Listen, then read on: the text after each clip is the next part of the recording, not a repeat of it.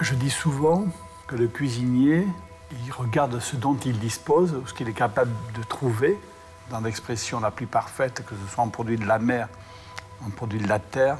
Il regarde au fond de lui ce qu'il sait pour préserver sa plus belle naturalité, en fait. C'est cette synthèse de goût que je qualifie d'idéal en termes d'excellence de produit, de perfection de cuisson, d'assaisonnement, de température. Il faut que cela tombe juste.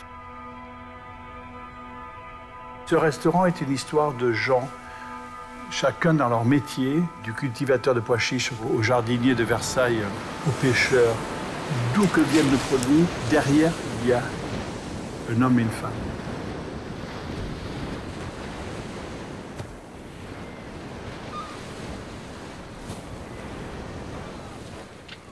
C'est une passion depuis toujours. Je suis du milieu de la pêche. Je connais le poisson depuis que je suis tout petit. C'est un assortiment de couleurs, c'est une matière magnifique.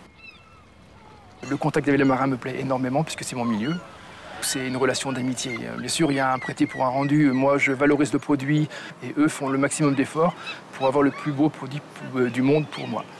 Mais bon, c'est d'abord de l'amitié.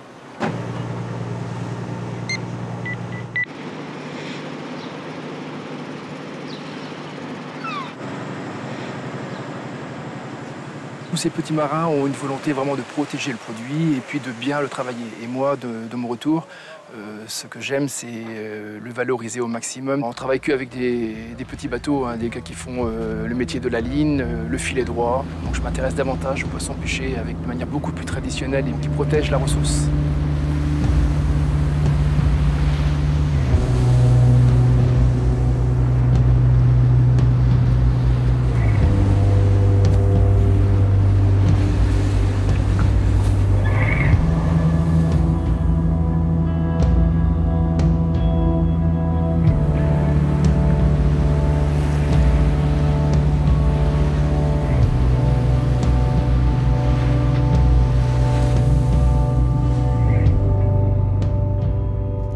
La rapidité est très importante afin de préserver toutes les qualités du poisson. Chaque matin, donc, je vais par exemple à la criée de l'Orient, je fais mon tour dans les frigos puisque les marins ont déjà pêché la veille, ils ont déposé leurs marchandises dans le frigo et je vais m'intéresser uniquement aux bateaux qui vont faire la journée et puis je vais aller un petit peu scruter tous les poissons et voir ceux qui sortent un petit peu du lot, que je vais emballer dans la foulée et qui seront expédiés dans la journée directement vers les grandes villes, notamment Paris.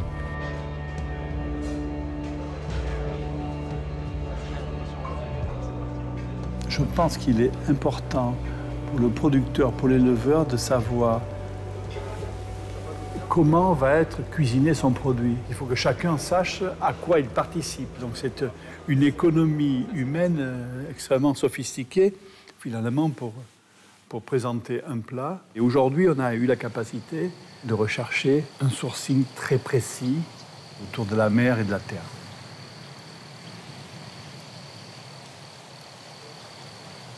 J'ai grandi ici dans les Hautes-Alpes. C'est vrai que j'en garde un souvenir extraordinaire parce qu'on a la nature autour de nous.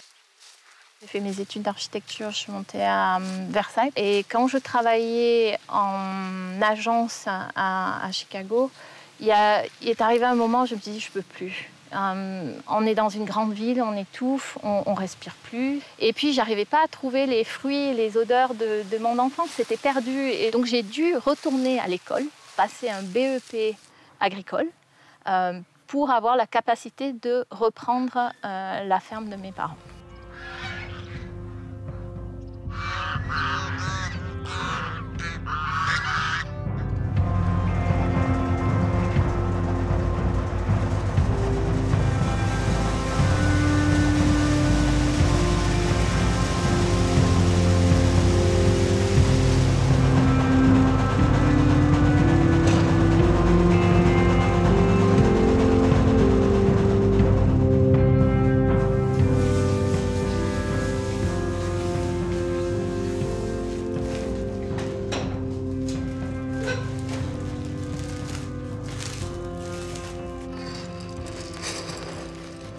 Quand on a commencé en 1983, on n'avait pas des primes. Hein.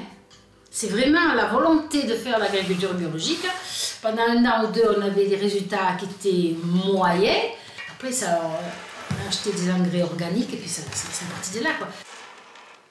C'est quelqu'un de vraiment curieux, ma mère, qui lit beaucoup, qui s'intéresse à plein de choses. Puis il y avait toute cette volonté de mieux connaître le sol, la vie, la nature du travail de la terre et puis des fruits qu'on obtient de cette façon-là, quoi.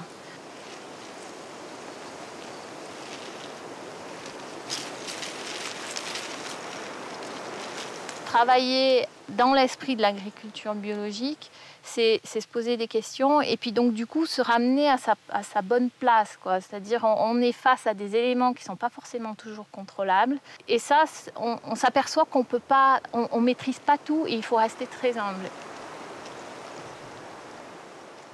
C'est essentiel, tout simplement, pour nous, pour notre santé, pour la santé des personnes avec qui on travaille ou de la santé des personnes à qui on vend nos produits. Donc, et puis c'est un grand respect par rapport à la nature aussi.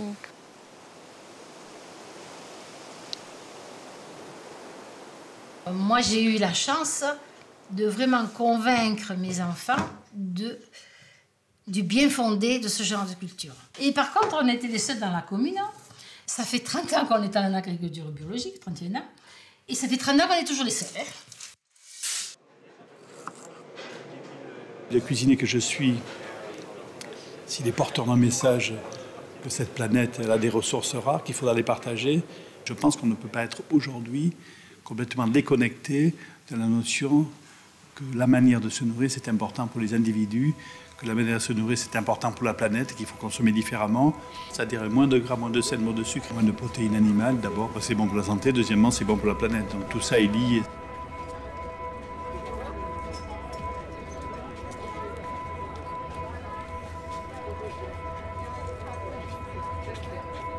J'ai débuté à Versailles, j'avais 19 ans. J'ai découvert un parc, j'ai découvert un lieu d'exception, j'ai découvert une histoire et je suis tombé tout simplement amoureux du site et surtout de ses arbres. Et j'étais assez admiratif que l'on puisse s'extasier devant des légumes, mais j'avais du mal à comprendre.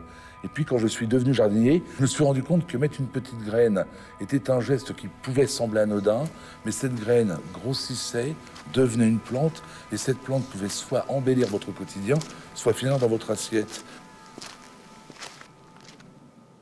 J'ai souvent déploré que les légumes que nous produisions jusqu'alors ne servent qu'à la décoration. Le hameau de la Reine, nous avons toujours planté des légumes, mais qui sont décoratifs. La première fois que j'ai rencontré Alain Ducasse et que nous avons parlé de ce projet, Alain Ducasse a mis l'accent sur le goût des aliments, la pureté des aliments, en un mot, le respect des aliments. Cet homme est extrêmement dangereux dans les potagers parce qu'il goûte absolument tout.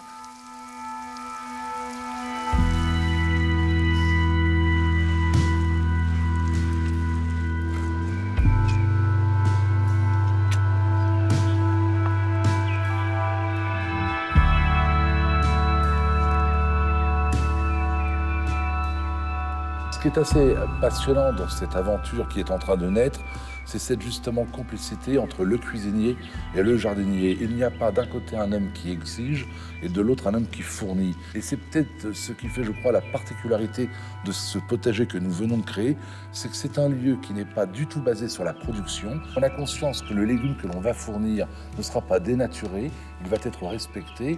C'est ça, je crois, aujourd'hui, la qualité des grands chefs, le respect des aliments. Ils les magnifient, mais ils ne les dénaturent pas.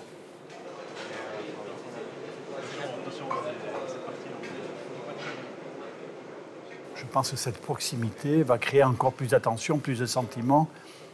Le tangible, je le dis, c'est la qualité des légumes. L'intangible, c'est le sentiment que va donner le cuisinier pour faire en sorte que son légume sera encore mieux cuisiné. Et au bout du bout, ça devrait se sentir.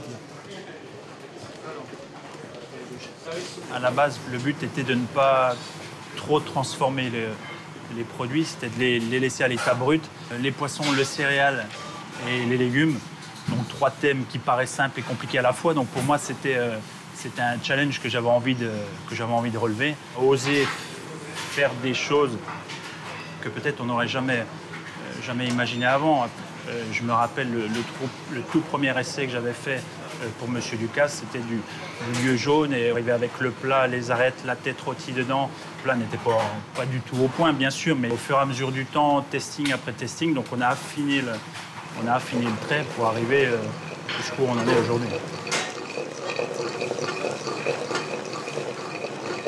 Je ne sais pas si c'est la cuisine d'aujourd'hui ni celle de demain. Ce que je sais, c'est que la cuisine que j'ai envie de faire, et finalement, c'est de porter et de démontrer qu'on soit capable d'en faire un restaurant de très haute gastronomie avec ces 3 ingrédients, poisson, légumes et céréales, pour autant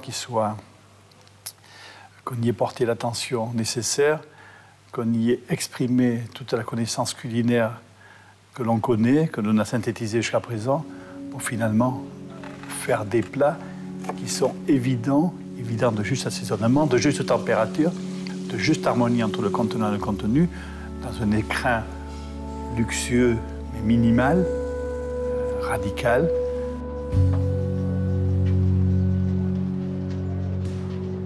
Quand on fait un restaurant avec quelqu'un pour qui c'est si important, la précision, la qualité, l'obsession de la qualité, voilà, on veut tout maîtriser, donc on veut tout faire. Le siège, l'ambiance, la lumière. Et donc aussi, notre souci, c'est la perfection. L'idée, c'est de dégager une émotion dans quelqu'un. Si tu fais une expérience pour quelqu'un, si tu fais un monde pour cette personne-là, c'est holistique. Voilà, tout va compter, en fait. Qu'est-ce qu'on devrait faire avec quelques différentes matières, différentes choses qu'on peut jouer avec? Ça, c'est beau. Est-ce qu'on peut parler avec la vérité de quelque chose? C'est marrant parce que ça me rappelle une discussion avec Alain sur... Parce que là, on a mis des nappes. Ouais. Sur le fait d'enlever les nappes. Ah. Il y a cette envie de briser des codes de la haute gastronomie. Alors, ça veut dire les dépasser, en fait, les réinventer. C'est pas juste les enlever comme ça, mais c'est extrêmement ambitieux. Parce qu'enlever la nappe, en fin de compte, c'est vraiment enlever un élément très important du décor du restaurant gastronomique. Et c'est radical. Dire ça, ça veut dire que ce qui va se passer dans l'assiette, c'est complètement différent. On passe de couverts à la carte et un calamar sur un rouge et un colino. Oui, chef. Et deux hors-d'œuvre sur les glaces.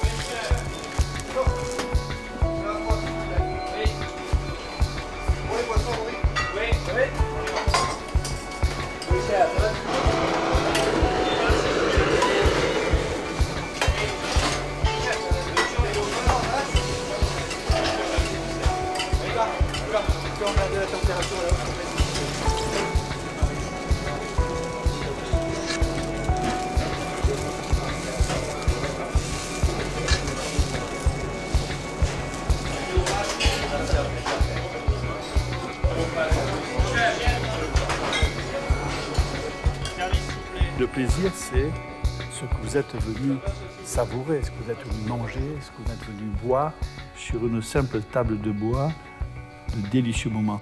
Et toute cette combinaison qu'on a imaginée. Je suis intimement convaincu que cela me fait plaisir de le partager avec d'autres.